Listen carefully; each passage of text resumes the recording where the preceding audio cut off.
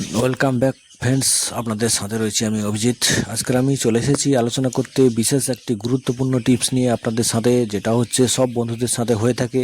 যে সমস্ত বন্ধুরা পাখি পালন করেন, বদ্রি পাখি পালন করেন, তো সে সমস্ত বন্ধুদের সাথে এই জিনিসটা হয়েই থাকে সচরাচর। তো অবশ্যই সেটি হলো ভাঁড়ের মধ্যে বাচ্চা কেন মারা যায়। এই পাখির যে ভাঁড় দেখতে পাচ্ছেন, এই ভাঁড়ের ভেতর বাচ্চা, ছোট ছোট বাচ্চা কিন্তু মারা যেতে থাকে। তো এর কারণ কিন্তু অনেক বন্ধুরা খুঁজে পান না। অনেক সময় কমেন্ট করেন আমার চ্যানেলে যে এর সলিউশনটা কি, হাঁড়ির ভিতর বাচ্চাটা কেন মারা যায়, কি কারণে মরে যাচ্ছে, এটার কিন্তু সলিউশনটা কি। তো সেটা নিয়ে আজকের আলোচনা করব। অবশ্যই ভিডিওটিকে শেষ পর্যন্ত দেখবেন, স্কিপ করবেন না। অবশ্যই আমার ভিডিওতে দামি দামি ইনফরমেশন থাকে। যে সমস্ত বন্ধুরা আমার ভিডিও রেগুলার দেখেন অবশ্যই জানেন দামি দামি ইনফরমেশন আমার ভিডিওতে আমি দিয়ে থাকি। তো চলুন আজকে বিষয়টি নিয়ে শুরু করা যাক। বদ্রি পাখির হাঁড়ির ভেতর বাচ্চা মারা যাওয়ার পেছনে বেশ কিছু সাধারণ ও গুরুত্বপূর্ণ কারণ রয়েছে। এগুলো খেয়াল করলে বা খেয়াল রাখলে আপনি উপকার বা ফলাফল পেতে পারেন। তো সেটি নিয়ে একে একে করে আলোচনা করব। চলুন শুরু করা যাক। 1 নম্বর হলো আর্দ্রতা এবং তাপমাত্রার অভাব। তো সেটা নিয়ে আলোচনা করব। হাড়ের ভেতর যদি অতিরিক্ত গরম হয়ে যায় বা বাতাস চলাচল না করে, তার জন্য কিন্তু বাচ্চাগুলো ডিহাইড্রেশন বা শুকিয়ে মরতে পারে। শরীরের জল শুকিয়ে কিন্তু মারা যেতে থাকে এইভাবে। আবার তাপমাত্রা কমে গেলে বা আর্দ্রতা খুব কমে গেলে, তাহলে বাচ্চার গায়ে চামড়া শুকিয়ে কিন্তু বাচ্চা মারা যেতে থাকে। এটা কিন্তু বাচ্চা মারা যাওয়ার আরো একটা কারণ। 2 নম্বরে রয়েছে বন্ধুরা বাবা মার অবহেলা বা অনভিজ্ঞতা। তো এটা একটা কারণ। অনেক সময় বন্ধুরা দেখা গেছে যে অনেক কম বয়সী যে পাখিগুলো ডিম বাচ্চা করে তুলছে, সে সমস্ত পাখিগুলো কিন্তু একটা অভিজ্ঞতা থাকে না, যা তাদের প্রথম থেকে বাচ্চাকে ঠিকমতো খাওয়াতে পারে না, বা অসাবধানতায় এরা কোনো ভয় পেয়ে হোক, কোনো কারণে হোক বাচ্চার উপরে বসে পড়ে।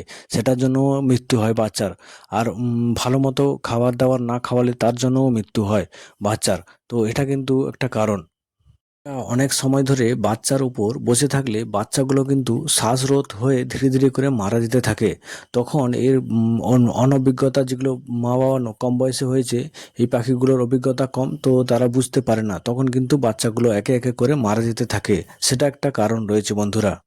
3 নম্বরে রয়েছে বন্ধুরা পরজীবী বা পোকার আক্রমণ। তো হাঁড়ির ভেতরে লাল উকুন বা পরজীবী বা পোকার অনেক সময় হয়, যেগুলো পাখির বাচ্চার শরীর থেকে রক্ত চুষতে থাকে। তার ফলে রক্ত শূন্যতা হয়ে পড়ে পাখির বাচ্চাগুলো।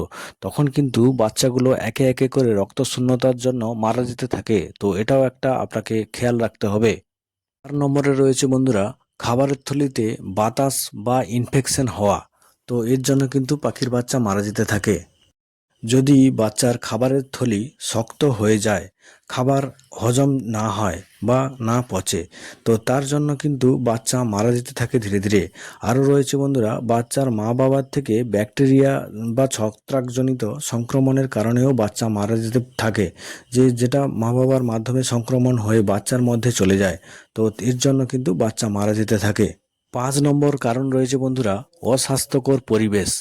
যদি বাচ্চার ভাঁড়ে, যদি পাখির যে ভাঁড় রয়েছে এর মধ্যে যে বাচ্চা রয়েছে, অতিরিক্ত পরিমাণে বিষ্ঠা বা মল জমা হয়ে গেলে তার ফলে অ্যামোনিয়া গ্যাস সৃষ্টি হয়।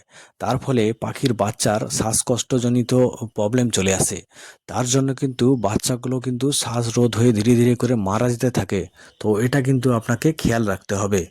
এবং অতিরিক্ত পরিমাণে গ্যাস সৃষ্টি হয়, এরপর বিষ্ঠা বা এই যে মল জমা থাকে, তার ফলে সংক্রমণের ঝুঁকিটাও বেড়ে যায়।